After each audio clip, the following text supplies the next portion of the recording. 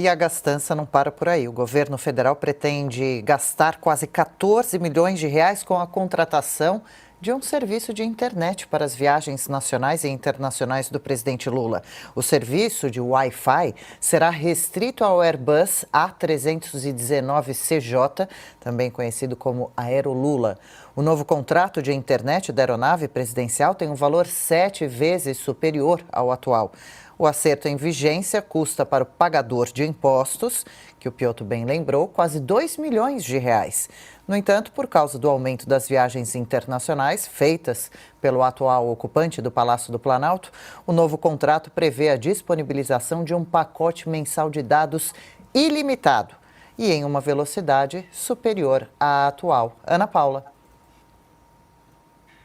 Olha, Adriana, que difícil, né, comentar uma notícia dessa. Você falando, aí veio a tarja. O governo gastará quase 14 milhões de reais, 14 milhões de reais com internet para o avião do Lula, 7 vezes mais do que já gastamos, né? Porque, claro, a dona Janja precisa subir as fotos, os vídeos.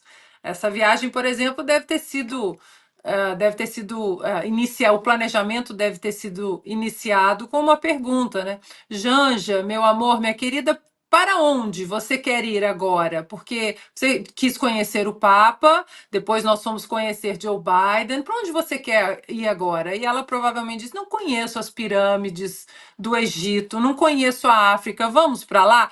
Mas eu preciso de uma internet mais rápida, Lula, porque é muito vídeo para subir, é muita rede social para ficar colocando ali, né, as viagens, toda a produção artística das viagens, programa social que é bom, colocar os dois pés no Brasil, como é de praxe, uma tradição das boas primeiras damas de estabelecer prioridade ali do lado do seu marido como presidente, programas sociais, programas de assistência, visitas a plataformas que precisam, né, de alguma assistência para deficientes, para os mais pobres, para os necessitados, como se o Brasil estivesse voando. Aliás, o Brasil está voando, né? Mais do que queremos. O Brasil só fica no ar, o Brasil do Lula. Agora, é engraçado, eu quero saber se o Lula vai pedir desculpa por aquela declaração, né, que ele fez quando ele parou na África para abastecer o avião. Abro aspas aqui para ele, mas a gente tem o vídeo dele, né? Ele agradecendo o que a África, né? Lula agradece à África pelo que foi produzido nos 350 anos de escravidão. Acho que nós temos o vídeo. Porque nós, brasileiros, somos formados pelo povo africano, a nossa cultura, a nossa cor, o nosso tamanho é resultado da miscigenação entre índios, negros e europeus. E nós temos uma profunda gratidão ao continente africano por tudo que foi produzido durante 350 anos de escravidão no nosso país. Eu tenho uma profunda gratidão pelos 350 anos, pelo que foi produzido nos 350 anos de escravidão no nosso país. O ministro dos Direitos Humanos até hoje não falou absolutamente nada sobre essa declaração. Então, é muito fácil, né? Desfilar em escola de samba, demonizando policiais, desfilar em escola de samba ao lado de bandidos que queimam estátuas, mas condenar uma fala horrível, abjeta como essa, aí é melhor ficar calado. Esse é o ministro dos Direitos Humanos do Brasil. Bom, e as viagens vão continuar e turbinadas pelo jeito, hein, Augusto? Bom, eu recorro sempre a mesma palavra para descrever a cabeça do Lula, o interior dela.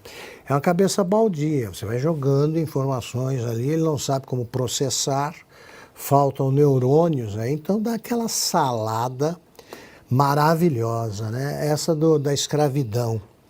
Por exemplo, se você perguntar para o Lula, se ele tivesse o exame do Enem, e você pedisse a ele 10 linhas sobre, por exemplo, o papel da Inglaterra, né, na época da escravidão. O que ela fez para que crescesse, o que a Inglaterra fez para que fosse reduzido. Vocês acham que sairia alguma palavra? Não. Os repórteres, no tempo em que os repórteres eram jornalistas, eu, por exemplo, não perderia uma viagem dessas, porque isso aí é humor garantido ou um ridículo, né? Garantido. Então, por exemplo, você acha que ele sabe qual é a capital da Etiópia? Se você perguntar para ele quem foi o Haile Selassie, ele sabe, não? Ele não faz a menor ideia. O Egito é lá onde tem pirâmide. Você pergunta por qualquer figura histórica do Egito, ele não consegue. Você pode pegar de cinema, essas que passam aí no cineminha do Alvorada, com a falada em português, com dublado, porque ali acompanhar aquelas letrinhas embaixo, nem pensar. Ainda mais com uma língua estrangeira atrapalhando o cérebro. Então eles vão e ainda fazem essas coisas. Eu gosto do detalhe, né? Porque as pirâmides de Gizé, os compromissos foram considerados privados, ele e ela, então não estão registrados. Agora, antes de embarcar, ele repostou, claro, escrever é complicado, uma publicação do vice-presidente Geraldo Alckmin. Então, estamos tranquilos. O Lula está fora, mas está aqui, né, o homem que incorpora o Getúlio de Terreiro. Getúlio Vargas de Terreiro, ele está cuidando disso. Vocês acham que o Alckmin, quando sabe que o Lula decolou, ele torce para quê? Não preciso nem dizer. Não preciso nem dizer, porque a esperança dele é isso aí. Não por acaso, no voo de terça-feira, o Silvio sabe disso. Vocês também. O voo de terça-feira, das 10 da manhã, de São Paulo a Brasília, é acompanhado com enorme interesse pelos possíveis substitutos e tem o nome de voo a esperança do suplente. É o voo das 10 da manhã. Então, todos os suplentes ficam ali na maior esperança até que eles se decepcionem com a notícia de que o pouso foi normal. O Alckmin deve ter ido ver esse embarque para ter certeza de que embarcou e poder torcer com alguma esperança. Tamanha é a lealdade que os une, né? Porque, como se sabe, foi um acordo em torno de ideias. Agora, eu queria ver soltar o Lula sem intérprete numa conversa dos dois com o presidente do país, só para ver como é que ele pronuncia essas letrinhas aqui, mesmo que ele escrevesse na mão, na palma da mão e olhasse, eu queria ver se ele conseguiria pronunciar isso. Porque é o presidente mais imbecil e desinformado da história. Eu li em algum lugar aí que nesses últimos dias ele estava numa cidade, cismou de fazer uma referência a um ex-presidente e o pobre Nilo Peçanha foi chamado de Nilo Pestana. Então, para o Lula, é até uma confusão, é um mundo de datas e letras que se atrapalham e resultam em nenhuma frase aproveitável. E para terminar, é a pergunta que eu sempre faço. Todo presidente deixa pelo menos uma frase, né? Qualquer uma. O Médici, eu vim com o minuano, tem lá sua poesia. O Juscelino é Deus me poupou do sentimento do medo.